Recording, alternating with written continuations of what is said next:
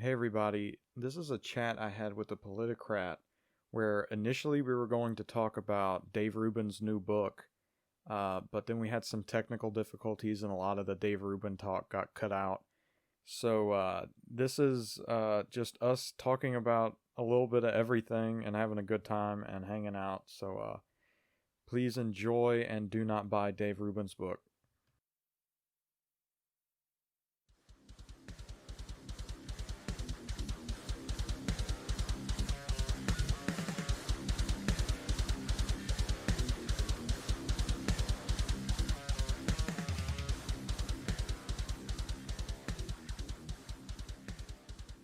All right, do you hear me? Yeah. Okay. This will probably be a good place. Okay, so back to the Terry Crews thing. He was Yeah. on like CNN, and all he said was like, "Oh, we need to make sure Black Lives Matter doesn't become Black Lives Better." And then um, people started freaking out and was saying that that was like a white supremacist comment or something, even though when that seems like that's something that everybody would agree with. Mm-hmm. And then Don Lemon, who's interviewing him, was like acting all outraged. But then people dug up a clip from like 7 years ago where he was literally saying the same exact thing. Yeah. It's ridiculous. But speaking of getting ridiculous, like freaking out over ridiculous things, um, there was some preview that Sesame Street was putting out, and it was just Elmo talking on the phone with his dad, Mm-hmm. saying Elmo doesn't like racism. Elmo wants people to be treated equally, and that's literally all the commercial said. It was just like a basic PSA, and then Rave Dubin ends up getting like triggered by it, and he says, "This is brainwashing little children." Puts it in a tweet. It's like, why are you getting worked up about this? Yeah. Like, why is this so important to you that like you have to focus on this? And then he's become like a Zionist, basic. He's basically a neocon now. Yeah. Well, Dave Rubin's like he's very similar to Charlie Kirk or even Ben Shapiro, I would argue. It's like the lights are on but nobody's home. Like Yeah, he like like his handlers are like everything you see him do is just coming from his handlers. Like there's no originality to anything he does. who do you think his handlers are? What's your theory? I don't know, man. I think it's likely whoever the handlers of the Charlie Kirk people are. Uh, maybe not Ben Shapiro, or maybe also Ben Shapiro, but Ben Shapiro is just like the intellectual wing of it, because they have different audiences. Uh, Yeah, and then Joe Rogan is Joe Rogan even considered part of them anymore? I don't know. I don't know what Joe Rogan's doing anymore. I don't know. He's a Spotify shill now. Yeah, that was funny when I found that out. Yeah. I didn't, but also Joe Rogan has been ignoring our friend Dave Rubin's um, requests to come on a show to promote his new book Yeah. called "Don't Burn This Book" by Dave Rubin. And did Joe Rogan ever go on the Rubin Report? No, he said he Yeah. would though. It was funny, but he said he would. Yet he doesn't go on anyone else's show. I remember. I think he was just flat out lying to him when he Mm-hmm. said yes, because that's the only show he'd ever said yes to go on, but he didn't go Well, on it. Like remember Bill Maher? I don't know if you listened to the episode with Bill Maher on it, but no. Joe Rogan's like, I don't know, I don't really like going on those kind of shows. The only thing that I know of that Joe Rogan went on was like the Ben Shapiro little fireside chat thing he did. I don't know if he still does it, but Was it the Sunday chat or whatever? I don't know. I think I know Prager has one Oh and no, Prager does the fireside chat, I think. but I know Ben Shapiro He does did something the thing similar. for a while and Joe Yeah, he Rogan. had Andrew Yang on, I think, once. And Yeah, that's right. uh, That's right. yeah, I don't know. I don't really listen to him. I Yeah, mean, the Ben Shapiro show Sunday special. yeah, that sounds about right. I don't know. I don't make a habit of listening to him really, No, me but neither. But yeah, The but most Ben Shapiro I've listened to recently is people that do like a Ben Shapiro impression. oh yeah, like Freedom Tunes. Yeah. Yeah, And like that's the most Ben Shapiro I've listened to in years. Is just but like yeah, recently everybody's got their impression. but then oh, but no, what I actually did, like one thing by him I did watch because it looked interesting and I kind of wanted to see what he had to say, was his review of the White Fragility book. No. Did you hear about that? No. There's a book called White Fragility, and it's like this. It's basically like pseudo metaphysics, Yeah. but when it's basically a self help book written by a white woman for white women about how to be less racist, and says that it is an internal struggle that is inherently white, Of and course. that it has nothing to do with class or anything or economics or anything because of that. It's like it's not systemic, it is within. Of course. And like it's been like promoted by all these like corporations and stuff. Yeah. Well, Woke I was capitalism, woke capitalism.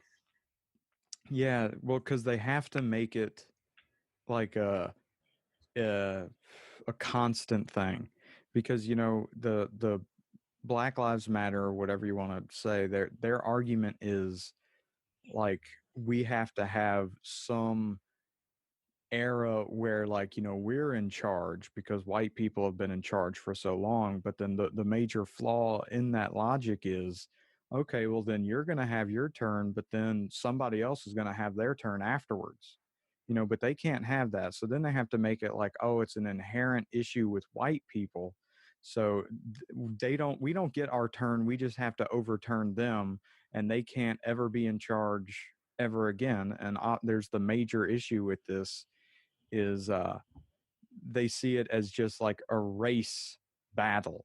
Like the white people, everything they do is against other races, and we're in this constant struggle to fight these racial lines. But I think that is just obviously that's a dangerous argument to make. But then if you fight it, you're racist. So the world's just so crazy, and it's difficult to keep up. It's just to understand everything and to try to see what people are doing, Yeah, to then to people like, peek behind the curtain. It's getting so tedious.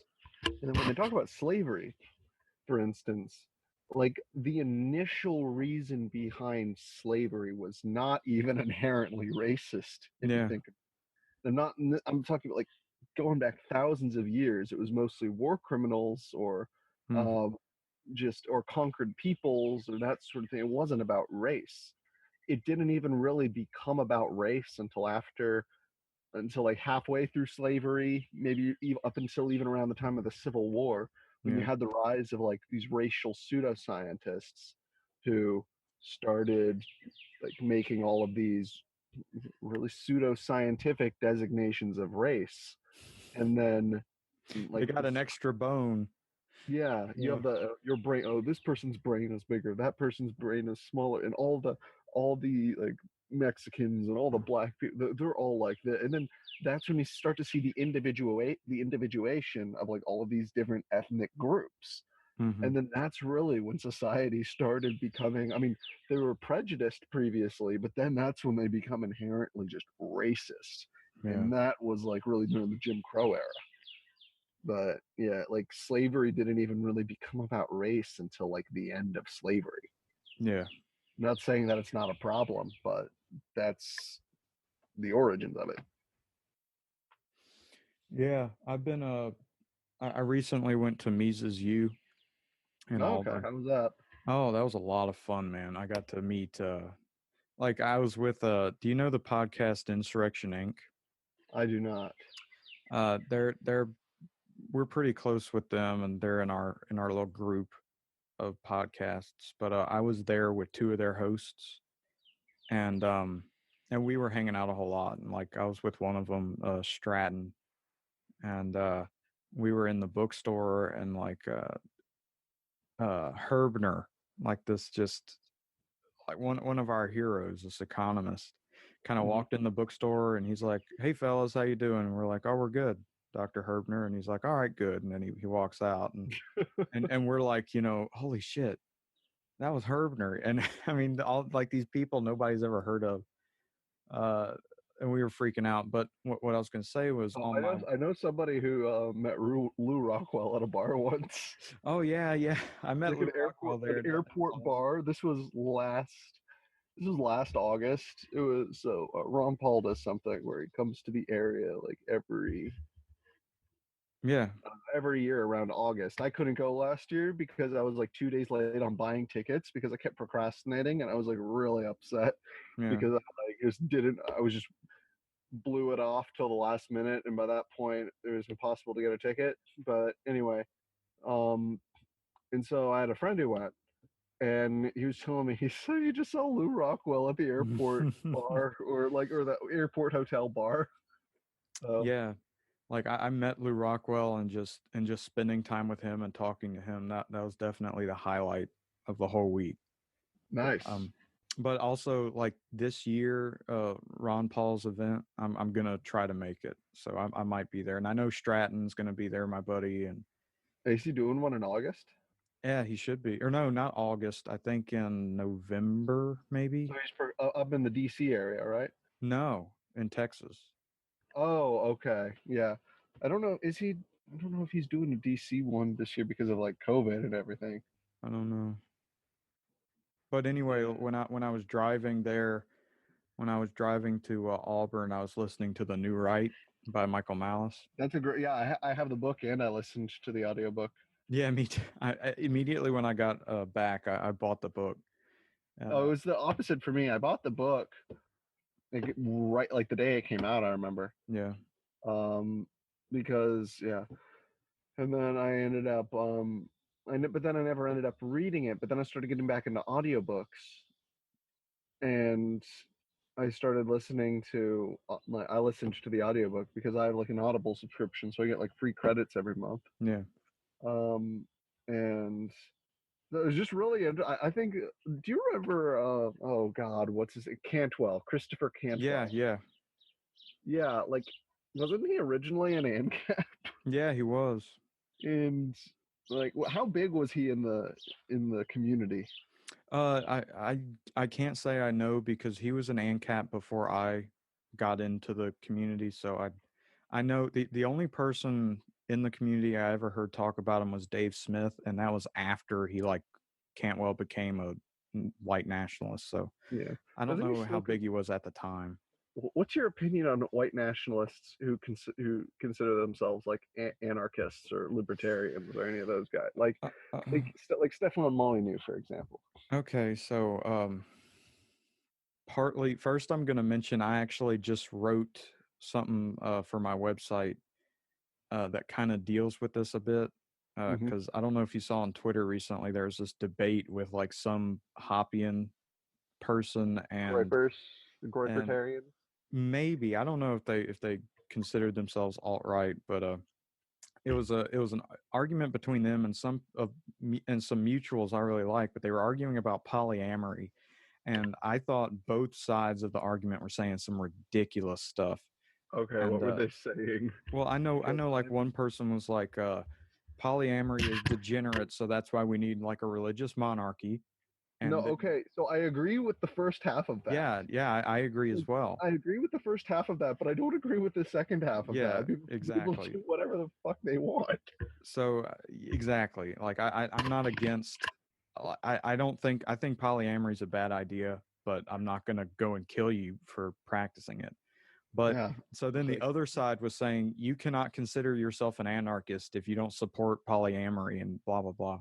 And I'm like, no, that's not right either. So I wrote this article kind of poking fun at both sides, but I really devote a bit more time, or maybe this might not be accurate, but I do spend some time making fun of Hoppians because it's. I said it's weird, and I cite Michael Malice's book. I said it's weird how a lot of Hoppians read like the first two chapters of Democracy, the God that failed, and then somehow they end up like it's the libertarian to alt right pipeline. And what I was saying was, uh, I have an issue with these libertarians that don't read they become libertarians because they saw a bunch of libertarian memes that they thought were funny, and they're like, "Oh yeah, I'm an ANCAP now." And I said, you got to read. You gotta think through these ideas. You have to read the These philosophy ideas, and these high level important ideas. exactly. But but because like I've read Hoppe and I like Hoppe, but I think like the statement I make in that and I'll get to your question. I haven't forgotten about it, but the statement I make is like the quickest to convert to a movement is the quickest to leave. And Oh yeah.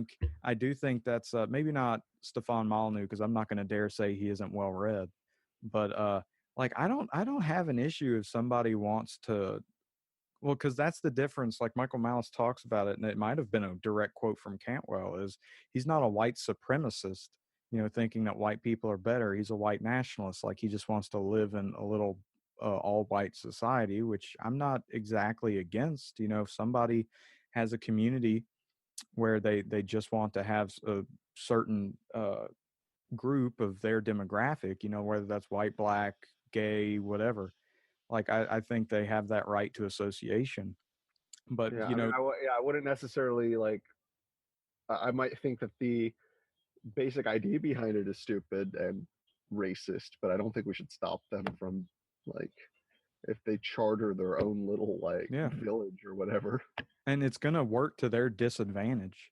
So I mean, Exactly. like Yeah. why not? Yeah. So I mean, And that's what I talk about in this article I wrote.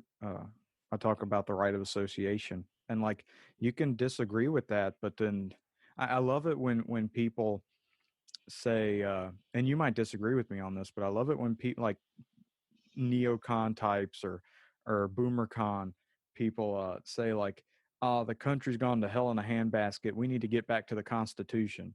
And it's like, well, we were here with the Constitution. It's like so another example is somebody tweeted recently some video from a riot in Portland, and they said, "This is what a Joe Biden presidency would look like," it's like this and is the Trump that's presidency. this is the Trump presidency. I mean, like it doesn't make sense. So I think I have a lot more respect for people that try to offer new systems, but then like you get a hell of a lot of people that are way off base, like the white nationalists. Yeah, and I, Antifa yeah, yeah. and whatever. Oh, do you know even Rave Dubin? Mm-hmm. Yeah. So when did you discover him? Oh, it was I might have discovered him like on the second episode of the Rubin Report, because like I was Really? already, yeah, I was like already into Joe Rogan a bit. I really liked oh, I know what it must have been. Because I started Oh, following. were you an avid watcher of TYT? No, I wasn't. No, The exact I opposite, never was. actually. I never was. What happened with me was I immediately, like from the start, I started following the Jordan Peterson thing with Bill Okay. C whatever C16. C16, and I started following that immediately. So it must have either been when Jordan Peterson was like on Joe Rogan and maybe he mentioned Dave Rubin, or when Jordan Peterson was on the Rubin Report. And so it was probably had something to do with Jordan Peterson, because I was super into him at the time. Yeah, I was never super into him. I mean, I didn't, but then again, I never really even followed him in the first place. I Yeah. mean, I guess I'm kind of agnostic on him. I think he's inoffensive. Like, I really don't see why people like think he's a Nazi. Yeah. Like, I mean, I've read parts of his book, and I mean, it's not bad. I mean, they're like he's giving good advice, Yeah. but I don't see how anything he is saying someone could get so outraged over it. Now I think he's overrated. I mean, Probably. Yeah. I don't think he's like he's not like the next Joseph Campbell or anything. Yeah. But I mean, I don't see what the problem with him is.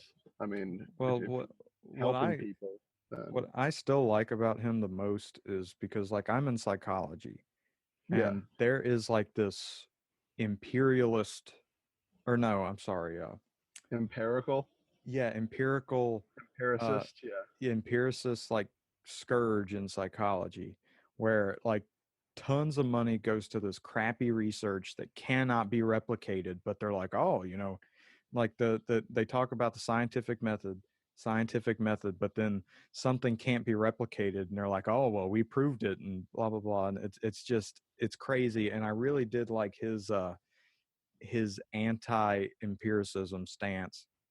Oh Not yeah, necessarily exactly like, I mean, his more philosophical approach to it. yes, and I really like that because as like I'm the closest thing I consider myself, I wouldn't necessarily consider myself an ANCAP, but I am a great big fan of Austrian economics, and a lot of Wait, the issues. Liberty Zero is an ANCAP, right?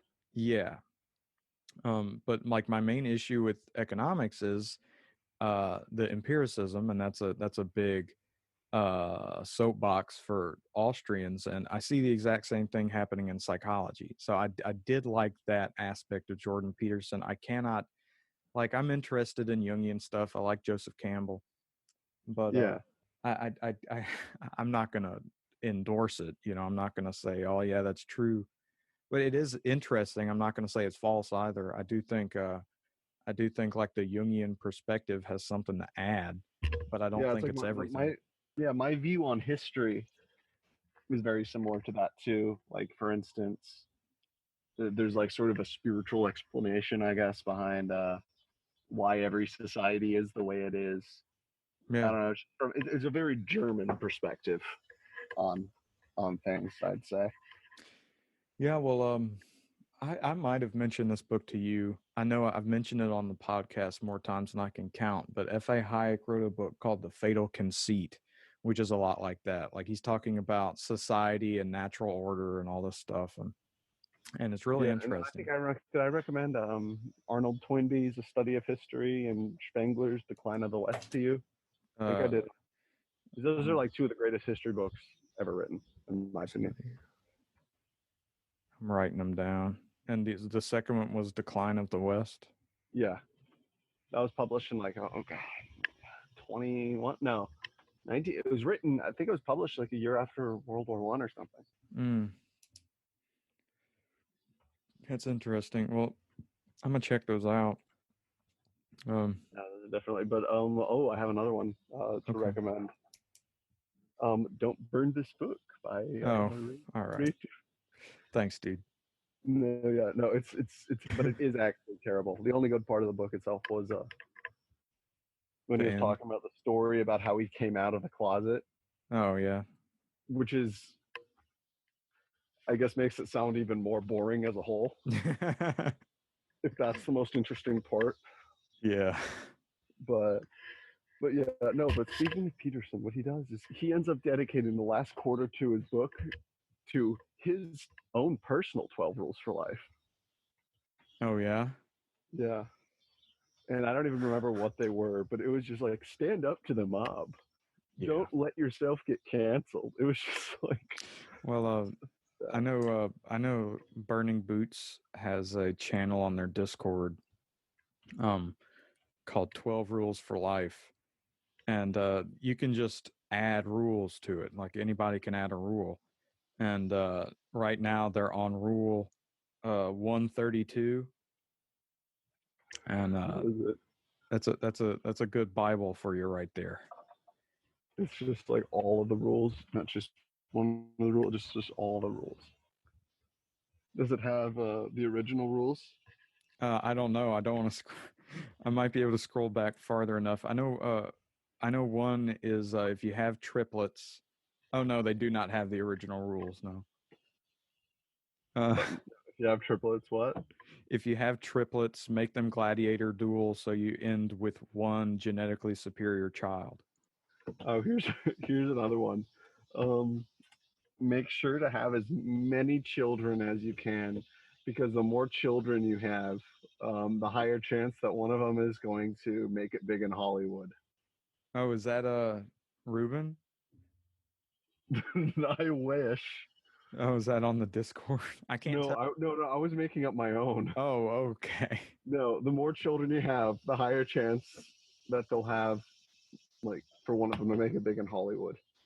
Yeah, or like get big in a government. Like that's the two wings. What, Hollywood and government? Yeah, and the Interesting way to look at it. can't forget the universities. That's the holy trinity. The Holy Trinity, yeah. The government, Hollywood. Government, media, intelligentsia. Okay, well, so movies, Hollywood would be media, right? Yeah, Okay. Yeah, no, propaganda. because You know. have you ever read? Speaking of reading, have you ever read anything by James Burnham before? No, but the name sounds super familiar. He did. Um, see, the Machiavellians, great book. It's only on audio for some reason, but it was Oh, the guy who read it was like a Mises guy, I think. oh, And then I think uh Michael Malice talks about that. okay, yeah, that makes sense. He seems like the type of person who talked about that book. And then also you have what else did he do? He did the Managerial Revolution, Okay. and then he did the Suicide of the West. Huh. But yeah, he did all those books, and really great writer. Like especially from like an old conservative perspective, like an old right. Yeah. However, he was also kind of it was kind of interesting. He was like that halfway point between when the old right became neoconservative, because Yeah. he himself was a former Trotskyist and became pretty hawkish over time. Yeah, yeah. But Okay. yeah, but he was like one of the original like National Review writers. But he was like an old right kind of guy. Well, then that makes sense that he talk about Michael Malice would talk about him. But he says But yeah, that Machiavellian book is really good. yeah, it is. I have it. It's like $15 on Audible. Yeah, I'm looking at the audiobook CD just on Amazon. It's $20. That's Yeah, weird. it's yeah, it's a quick read too, or even or listen or whatever. But yeah, but then trying to think of what other IDW. What's your opinion on Sam Harris?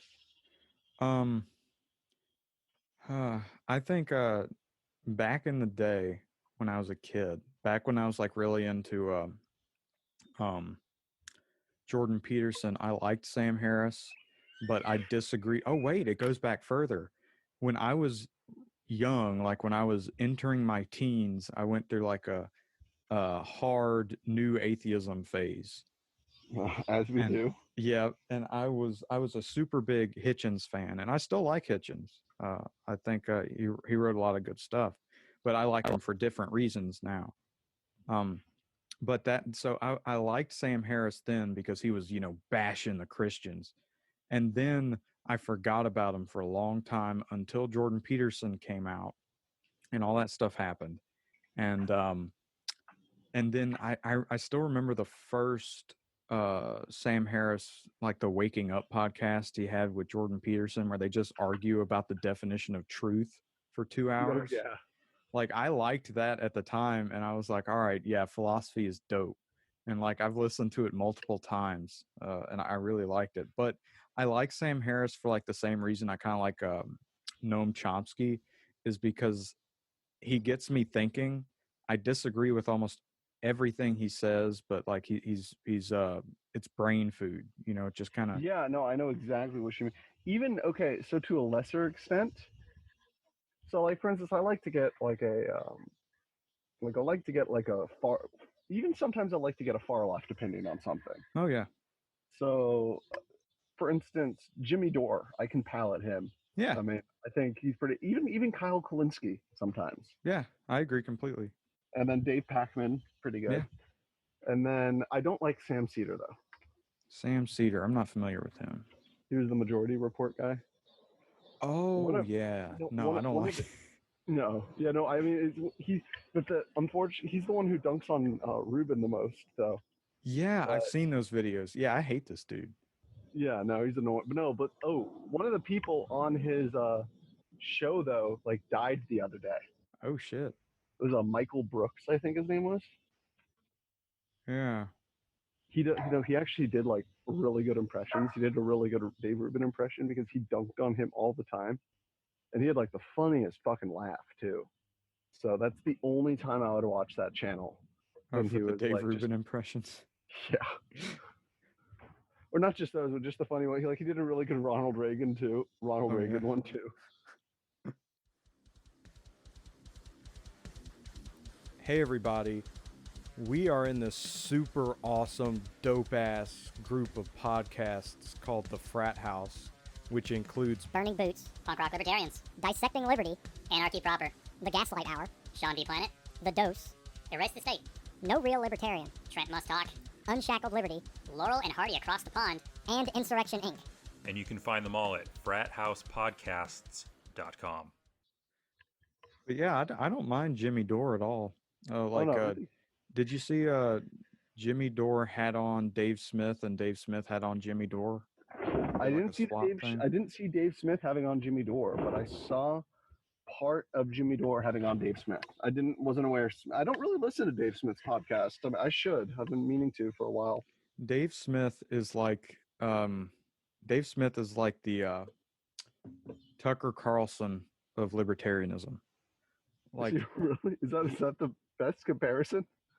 That's my own view of it. Like, I don't watch Tucker Carlson to be intellectually stimulated. Just entertained. It's entertaining, and Dave Smith makes good points. He does say things I haven't thought of, but it's also kind of like I listen to Dave Smith because I feel like I'm on the same level as him. And that might be a crazy statement to make, but just like intellectual level, like I feel like I'm listening to myself. Sense. But like if I listen to like that's why I also like the Human Action podcast that the Mises Institute does, because like that's always like super intellectual and it always blows my mind. Or Tom Woods, even Tom Woods, even his show, like when he interviews the guests, it's very very intellect. Like and then Bob Murphy has one too right now. I think. Yeah. But yeah. But Dave Smith is kind of like the everyman libertarian podcast. Yeah. But I say that the everyman podcast though is Joe Rogan. Yeah. Because there's nothing to Joe Rogan. Like he just that's what works though. Yeah. Yeah. He's just an average Joe. Yeah. But what I said about Dave Smith might sound like I'm knocking him a bit, but Dave Smith, I listen to every episode. And his things he does with Michael Malice are fantastic. Okay. He's got so it's funny too. Oh yeah, especially with Michael Malice, because I used to like Michael Malice, but I don't know. I thought Michael Malice. He blocked me on Twitter. I don't know why. Oh yeah, I remember that. I don't know. He's. Or no, that was my old Twitter, I think. Oh, I thought he did that recently. He blocked someone recently. No, Dave Rubin blocked me recently just because I wasn't even shitting on him. I don't even think I followed him. I just criticized one part of his book. I think I unfollowed Dave Rubin a long time ago. Yeah, would you even consider him like a libertarian, even on that spectrum anymore? No, I mean he's like I remember, I think when he first started calling himself a libertarian, he had on a lot of Ayn Rand people. And then, then I think he got to the point where he was like, oh man, I'm trying to treat him as if he is an honest actor here, the benefit of the doubt. I think he got to the point where he's like, oh man, to be one of these Randians, I have to do a lot of reading. So he just stopped. He doesn't know any of these books that people bring up, except for like The Right Side of History by Ben Shapiro. Except for that, or I don't know, Against the Left by insert any Knowles, other author, whatever. Yeah, Knowles or what's his name? I don't even. Craven, is that his name? Clavin. Yeah. I'm Craven the Clavin. Yeah. And then just whoever all these other ones are, just all the Daily Wire, PragerU, Dennis Prager. Or like a Michelle Malkin book or Michelle Malkin, I don't know. I haven't even listened to her before, but I already know that I don't like her. Yeah. Like I've just read enough about her and like it's just like why do you fucking hate Mexicans so much? Yeah, I mean she's just like a right-wing pundit. characters. So like you read any Rush Limbaugh, Bill O'Reilly, Ben Shapiro, whatever book, and you're gonna get her view. You know, it's all the same. It's No, just like Mad Libs. and Coulter is the worst. Really, I've never read one of her books, but I know Michael Malice has high words for Ann Coulter. Like in a good way. Yeah, like he Oh. said, she's like the biggest troll out there right now. Oh yeah. No, I respect her for that, but I just don't respect her as a person. Oh no, I don't either. Like I respect Donald Trump for his like Twitter game, but I think he's a horrible person. Oh yeah. Yeah. But that's like me with Alex Jones. However, I do feel like Alex Jones would be legitimately like entertaining to hang out with. Oh yeah. Like I would have a beer with Alex Jones. Absolutely. And But the question is, would he drink the beer? Like, I mean, he would have to like test the lining inside of the beer bottle to make sure he's like not going to turn gay. it has some of the frog water in it. Frog water. Well, no, that was the thing. Alex Jones was like going on. He was like talking about the lining inside of juice boxes, and he's like, "Lining inside of juice boxes." You give Timmy a juice box. The next thing you know, he wants to make out with men and have babies. Yeah, no, that's fucking Alex Jones. Dude, what happened to him? I haven't heard from him in a while. I hope he's okay. Oh, you didn't see the alpaca video? No, I didn't. I'll send that to you. I think I saved it. Oh, he did a video recently about alpacas. He was like, "You doubt me, but now I have alpacas, the animal of truth." Oh, have you ever seen the Sega game thing where it was like it was like a 1990s style video game where they have live action recordings of people? Like, do you remember back in the 90s where they used to do that for cutscenes? They used to have like yeah, and it was like oh, hold on. What was it? It was just like, oh, I'm gonna take it to the next level. It was like Alex Jones Sega CD.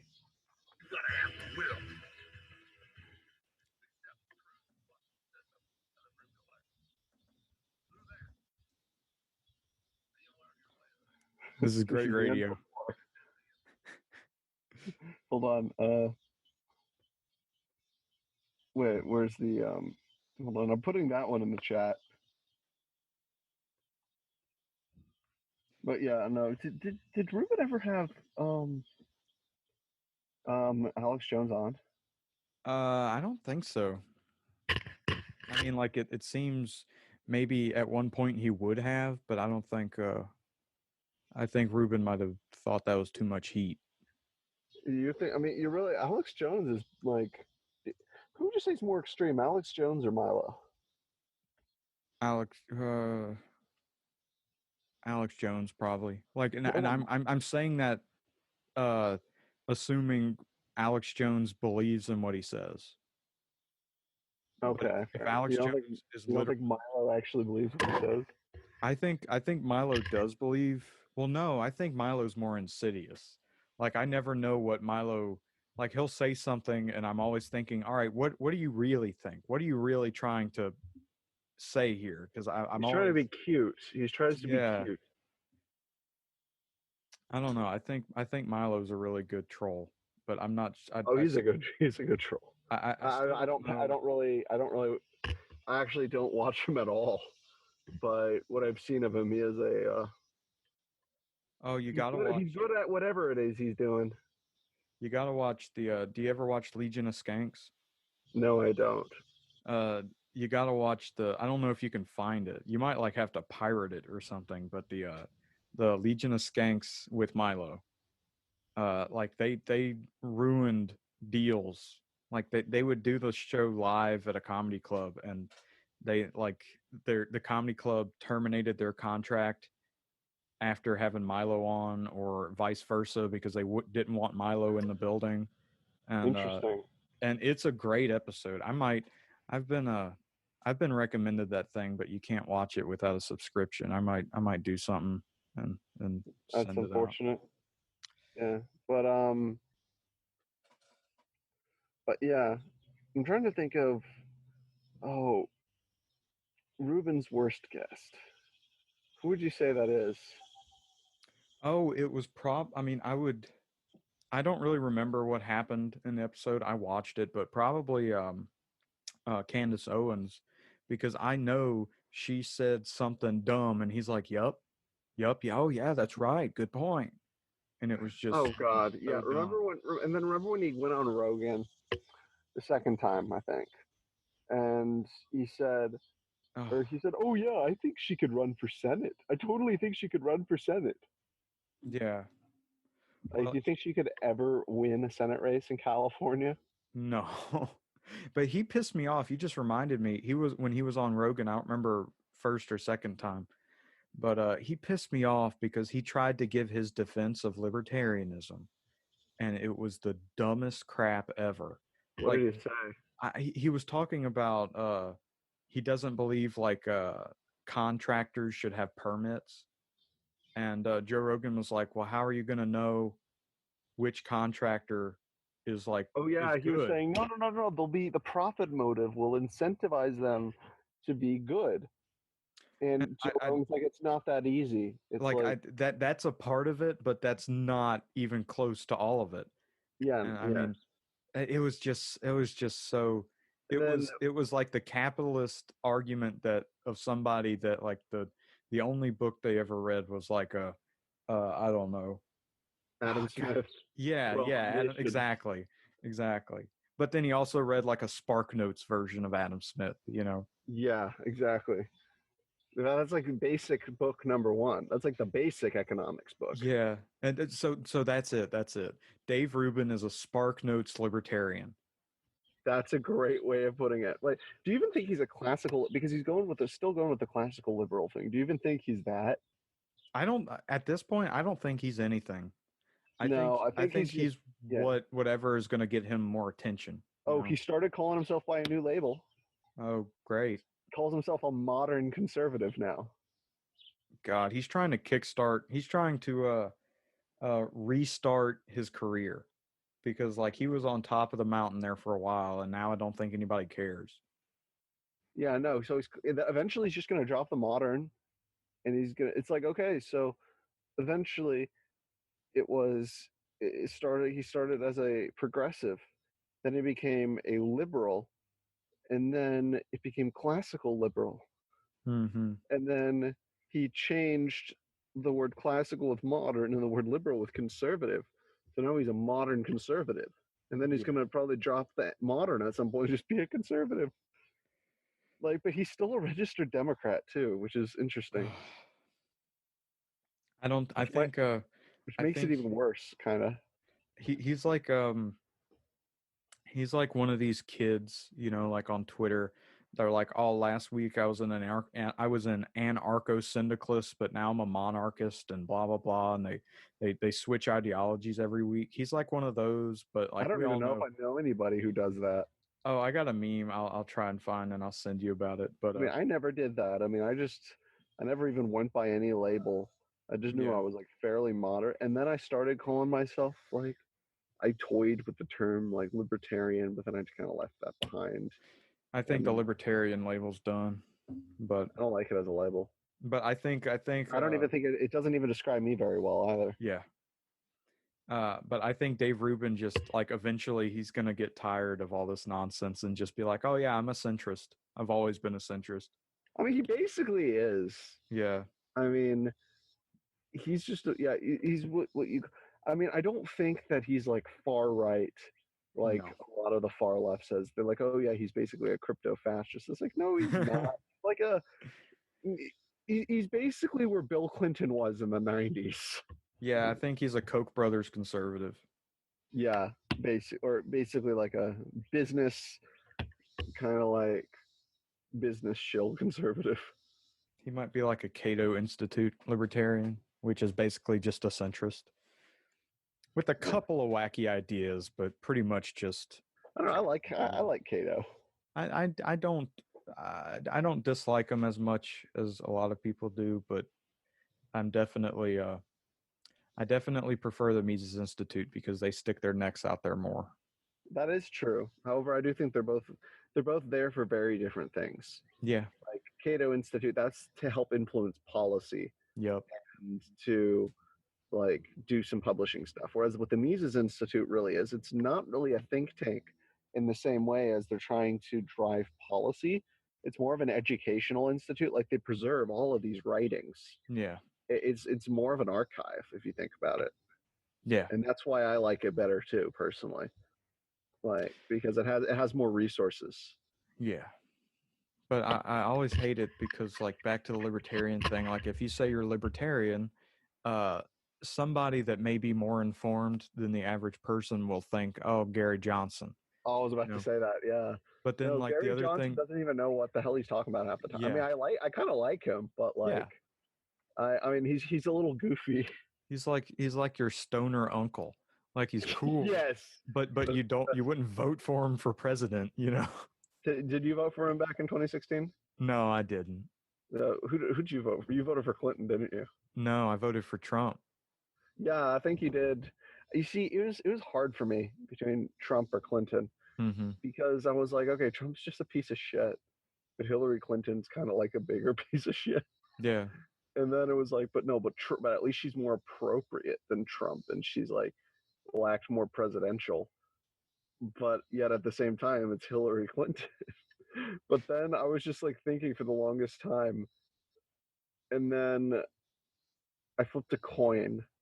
No, I didn't actually flip a coin. No, I was like, okay, I think Hillary's basically going to. She's basically so fucking greedy that she would make us a lot of money. Oh, okay. And so I was like, she's gonna be so greedy and corrupt, and she's gonna bring in so much cash. So I voted for Clinton. I might have followed down that line of reasoning if she was running after a Republican president, but at the time, like, Yeah, that's a good point. Like, Yeah. now I don't really care. But at the time, the thought of Hillary Clinton being president immediately after 8 years of Obama scared the hell out of me. And like I was legitimately scared, and I knew she was going to win, and like I almost No, you vote didn't at all. You obviously didn't know that she was. Yeah. No, I called Trump as soon as he got the nomination, the GOP. Yeah. I knew it was going to be Trump who was going to win, like the whole thing. Like even okay, so I was actually, believe it or not, I was pro Kasich. Oh. I wanted a John Kasich Rand Paul ticket. Yeah, maybe. I thought that would have actually. I still think that would have been a solid ticket for the GOP. I mean, Yeah. kind of bringing the centrist coalition with the like more like small government constitutionalist coalition. Yeah. I mean, I think Rand Paul would have been a better VP than Ted Cruz would have been. Uh-huh. Did you hear John Kasich's going to speak at the DNC? Yeah, I don't know if I like that. No, I did a tweet. I did a poll, and it said, who's your favorite DNC speaker, Katy Perry or John Kasich? I think, honestly, John Kasich. I don't know. I'd listen to him before I'd listen to Katy Perry say something about politics. I know. Katy Perry was like, I don't have a high school diploma, but I'm smart enough to know you got to vote Democrat. Did she actually say that? Not in those words exactly, but she did utter the words, I don't have a high school diploma, and it was in the context of trying to convince people to vote Democrat. That's not a good way to do that. No. That might have been 2014 or something. I don't remember. All right, well, we're going to have to wrap up here. Why don't you go ahead and give your plugs? For like Twitter and all that? Yeah. So yeah, I guess you could find me at I've been too lazy to set up this YouTube channel that I've been trying to set up since like 2015. It was going to be a Star Wars channel originally, Star Wars lore. Then it was going to be one on like writing advice and like literature and that sort of thing. And then it became a political one, similar to like stuff the Academic Agent does. Like, yeah. You watch Academic Agent? Yeah. Yeah. And then I decided maybe I'll do one like on history or something. I don't know if I'm going to do that even.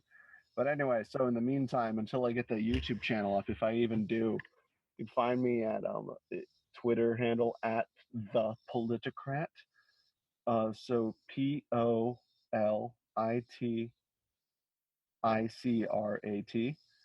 However, instead of the L, it's an uppercase I, because the Politicrat, the original account I had where the capital I was still an L, that got banned because I called the Chinese foreign minister a mean name. And all that stuff, and plus the article you wrote, is going to be in the show notes, as always. Okay, wait, which article? Which article? I'm gonna have to. Oh, see. the old one. Oh, the old ones from the foreign policy ones. Yeah. Okay, all right. All right, and y'all know where to find me. This is probably just gonna go on the Dissecting Liberty feed. Although it was good, especially the second half. So, all right, thanks for listening. Hey everybody, Cotton here. I have been working on a project called the Cotton Report, which is part news aggregator and part media publication. If you go to cottonreport.com, you'll find a nice amalgamation of the headlines, also some original articles. I would really appreciate it if y'all check it out. It is at cottonreport.com.